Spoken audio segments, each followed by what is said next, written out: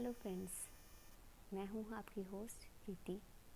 और आज हम साइकोलॉजी में मेथड्स ऑफ साइकोलॉजी का नेक्स्ट वाली जो थेरेपी है, या जिसे मेथड ऑफ साइकोलॉजी का एक्सटेंशन भी कह सकते हैं,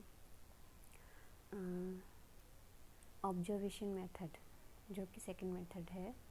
मैंने पहले आपको जो बताया था वो था सेल्फ ऑब्जर्वेशन मेथड, मतलब पहले था स्वयं का आत्मनिरीक्षण करना। और आज जो सेकंड मेथड मैं बताने जा रही हूँ वो है ऑब्जर्वेशन मेथड। ऑब्जर्वेशन मेथड का इम्पोर्टेंस इसलिए भी ज़्यादा बढ़ जाता है क्योंकि सेल्फ ऑब्जर्वेशन में तो व्यक्ति स्वयं पे केंद्रित करता है, लेकिन जब अदर्स की निरीक्षण की बात आती है तो ये होता है कि हम उससे दूसरे की भावनाएं और दूसरे के व्यवहार को समझने की कोशिश करते हैं, और उसका किसी भी काम को करने के पीछे क्या रीज़न है या उसका क्या कारण है जिसकी वजह से वो ऐसा व्यवहार कर रहा है। तो इसके लिए ऑब्जर्वेशन मेथड जो है वो बहुत ही इम्पोर्टेंट रोल अदा करता है। ठीक है, तो आज मैं बताना चाहूँगी कि ऑब्जर्वेशन मेथड होता क्या है।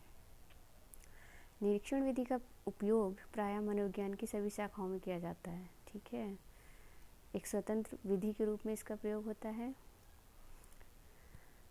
और सामूहिक रूप से भी इसका अध्ययन किया जाता है। इस विधि द्वारा मनोविज्ञान की उन सभी समस्याओं का अध्ययन किया जा सकता है जो दिखाई देती हैं।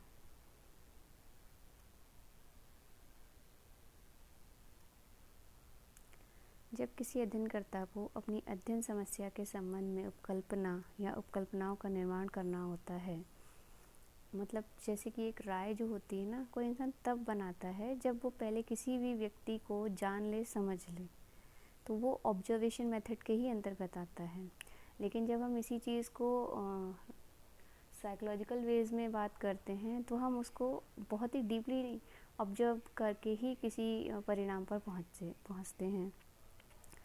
ठीक है, निरीक्षणकर्ता कौन है, क्या है, कितना मतलब उसने इस चीज़ को जाना समझा है, या उसने उसके प्रयोग किस लेवल के हैं, तो ये कहीं ना कहीं उसके ज्ञान पर भी निर्भर करता है। ठीक है, वैसे संभवतः देखा जाए तो डेली रूटीन में हर व्यक्ति कहीं ना कहीं ऑब्जर्वेशन मेथड को अपनाता है। लेकिन जब एक साइकोलॉजिकल सब्जेक्ट से रिलेटेड व्यक्ति जो किसी प्रकार का अनुभव प्राप्त किया है, किसी प्रकार का ज्ञान प्राप्त किया है, तो उसके ऑब्जर्वेशन में एक अलग ही धारणा होती है जिसमें कि वो डीपेस्ट फॉर्म को ऑब्जर्व करने की कोशिश या क्षमता रखता है। ठीक है, जब साइकोलॉजिकल ऑब्जर्व करता है तो उसका एक व्यवस्थित एक क्या बोलते हैं मेथडोलॉजी क्रिएट होती है, जिसमें कि वो कुछ चीज़ें पहले से ही स्टेप बाय स्टेप क्लियर करके रखता है। जबकि एक नॉर्मल व्यक्ति जब करता है तो बस वो अपने और उसके संबंध, विचार और शैली को ध्यान में रखते हुए ही वो कुछ चीज़ें ऑब्जर्व करता है, जितना कि उसे ज़रूरत होता है उसे जानने या समझने की। ठीक है, लेकिन मैं आपसे ऑब्जर्वेशन मेथड को जानने समझने के लिए इसलिए कह रही हूँ क्योंकि दुनिया में अगर आप बहुत सी चीज़ों का सवाल या जवाब समझने की कोशिश करना चाहते हैं तो ऑब्जर्वेशन मेथड एक ऐसी चीज़ है जिसमें कि फाइनली आपको बहुत सी चीज़ें क्या होती है ना, कि एक इंसान बोल कुछ रहा होता है, लेकिन जब आप उसके व्यवहार का प्रत्यक्षीकरण जो होता है वो बहुत ही डीपेस्ट फॉर्म में उसके हाव भाव, चाल ढाल, उसकी टोन, उसकी लय, उसकी बातों पर जब ध्यान देंगे ना, तो जो आप निरीक्षण करेंगे उससे उसका बहुत ही अलग, और वो जो शब्द सुना होगा ना पर्सनैलिटी है, वो एक अलग ही तरीके से निकल के आएगी। और कभी कभी जो बंदा दिखा रहा होता है ना, जो जैसे कोई व्यक्ति या जो पर्सनैलिटी है कोई आपके सामने जो खड़ी है, वो आपको कुछ और दिखाने की कोशिश कर रही है, लेकिन अगर आपका ऑब्जर्वेशन मेथड बहुत ज़्यादा नॉलेजेबल फॉर्म में है, या फिर आपने किसी प्रकार की चीज़ों को जानने समझने में कहीं ना कहीं महारत हासिल कर रखी होगी ना, तो वो बंदा कितना भी आपसे कैसे भी बात क्यों ना करे,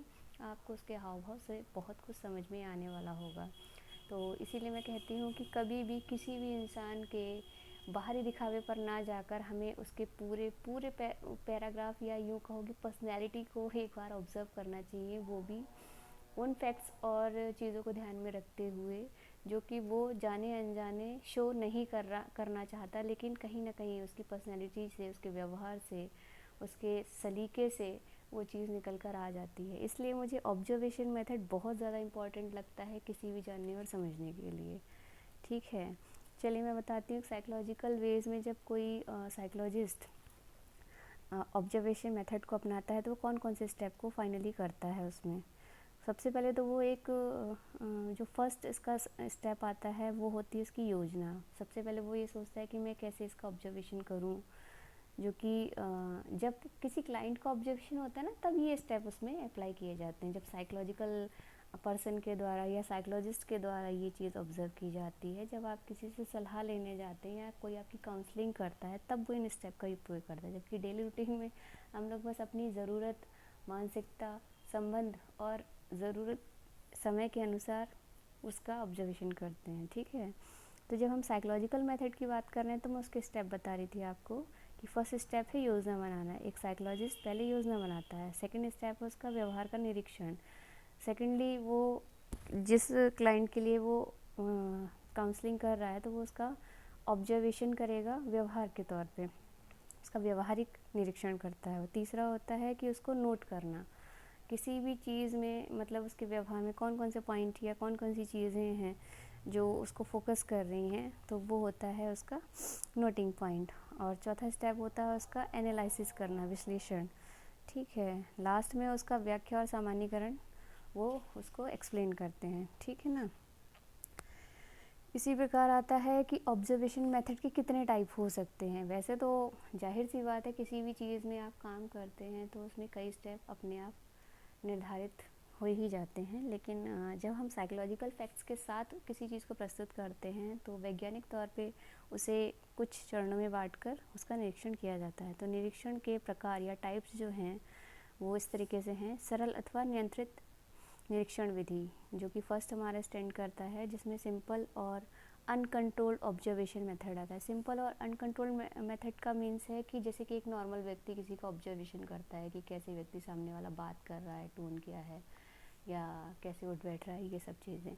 सेकंड फॉर्म में जब साइकोलॉजिकल वेज में बात करते हैं कि उसका टाइप इस तरीके से उसको सिस्टमेटिक और कंट्रोल्ड ऑब्जर्वेशन मेथड कहा जाता है, जिसमें कि वो कुछ क्वेश्चंस के पॉइंट बना ले।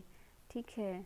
और उसका एटमॉस्फेयर ऐसा होना चाहिए जिससे कि वो जो व्यक्ति जिसका ऑब्जर्वेशन करना है वो किसी भी प्रकार से हिट ना हो या किसी को उसको ये फील ना हो कि उसकी कोई बात सुन रहा है या किसी और से वो प्रभावित होकर या किसी भी प्रकार का ट्रॉमा उसे फील नहीं होना चाहिए। तो ऐसा एटमॉस्फेयर बनाया जाता है या चूज़ किया जाता है।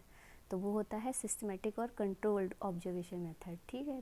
थर्ड जो मेथड अपनाया जाता है टाइप में वो है पार्टिसिपेंट ऑब्जर्वेशन मेथड, मतलब सहभागी निरीक्षण विधि, जिसमें कि दो लोग या एक समूह के अंतर्गत भी निरीक्षण किया जाता है। ठीक है। एक होता है नॉन पार्टिसिपेंट ऑब्जर्वेशन मेथड। इसमें असहभागी निरीक्षण विधि का मतलब ये है कि जिसमें साइकोलॉजिस्ट का जो भूमिका होती है वो ज़रूरी नहीं है कि हम किसी व्यक्ति को ये बताएं कि हम उसका ऑब्जर्वेशन कर रहे हैं।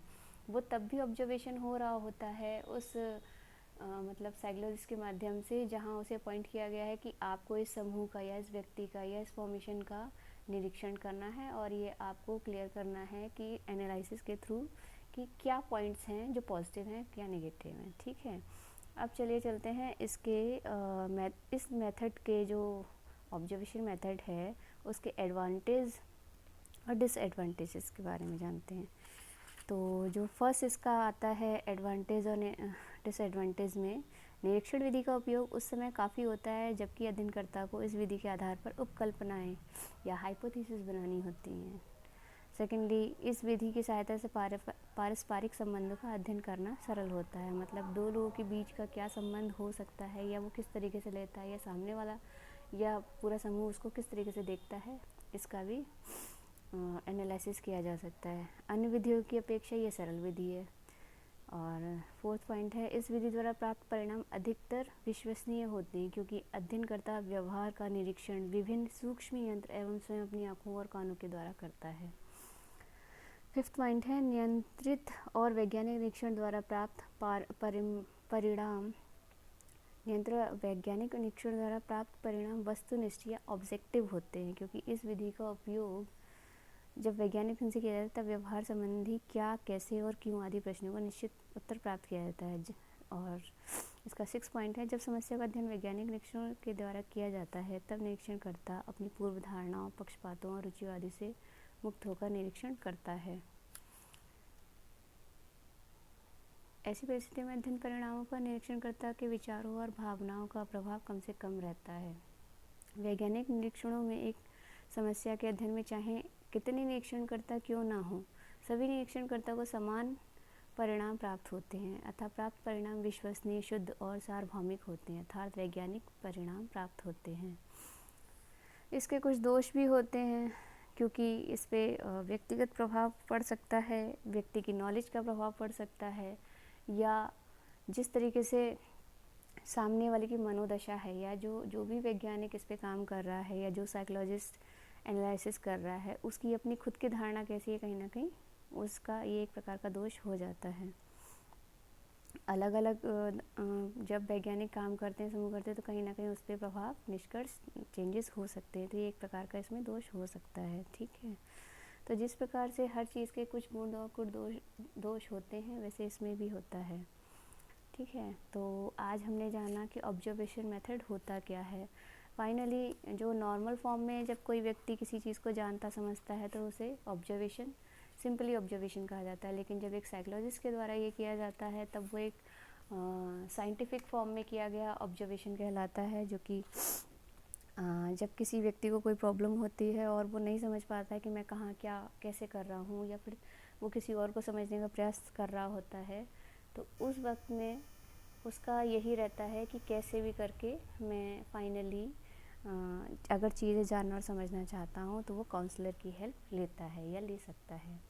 ठीक है, तो मुझे लगता है कि आज जो मैंने आपको नॉलेज दी है वो एक ऐसे सब्जेक्ट पे नॉलेज है जिसमें आपको कई तरीके के फ़ायदे हो सकते हैं। जब आप किसी को जानते हैं, जब आप किसी को समझने लगते हैं, तो वो व्यक्ति कितना भी चतुर या चालाक क्यों ना हो, या वो व्यक्ति कितना भी सीधा सरल क्यों ना हो, आपको समझ में आएगा, क्योंकि आपने उस पर इन चीज़ों पर फोकस किया होगा कि फाइनली जो वो बोल रहा है या जो वो दिखाने की कोशिश कर रहा है, क्या वो बोलने और कहने से लेकर उसकी पर्सनैलिटी और उसकी आंतरिक क्षमताओं का उसमें कोई समन्वय या समावेश है, या कोई मैचिंग है इन दोनों चीज़ों में। तो ये चीज़ आपको तभी पकड़ में आ सकती है जब फाइनली आप ऑब्जर्वेशन मेथड को बहुत अच्छे से जानते हैं, समझते हैं। ठीक है, तो मेरा यहाँ पे यही पॉइंट है कि आप लोग जो साइकोलॉजी को फाइनली जानते हैं या समझते हैं, या आपको समझ में आता है कि साइकोलॉजी फाइनली काम कैसे करता है, तो कुछ एक पॉइंट जब आपको पता होते हैं तो आपको हर जगह साइकोलॉजिस्ट की ज़रूरत नहीं पड़ेगी, और आप भी कुछ चीज़ों में आप बेहतर औचक निरीक्षण करके सामने वाले को समझ सकते हैं और अपने जीवन को आसान बना सकते हैं। ठीक है, चलिए हम आज इस टॉपिक को यहीं ख़त्म करते हैं। और अगर आपको अच्छा लगा जानकारी हमारी, तो प्लीज़ हमारे चैनल को सब्सक्राइब कीजिए, सपोर्ट कीजिए, लाइक कीजिए। और अगर और कोई चीज़ या सजेशन आप मुझे जानना चाहें, समझना चाहें या समझाना चाहें, तो प्लीज़ उसमें डालिएगा कमेंट में। और जहाँ तक जो भी नॉलेज मेरे पास है या जो मैं आपके लिए कर सकती हूँ, वो मैं आपको प्रोवाइड कराने की कोशिश करूँगी। Okay, thank you all of you, thank you, bye.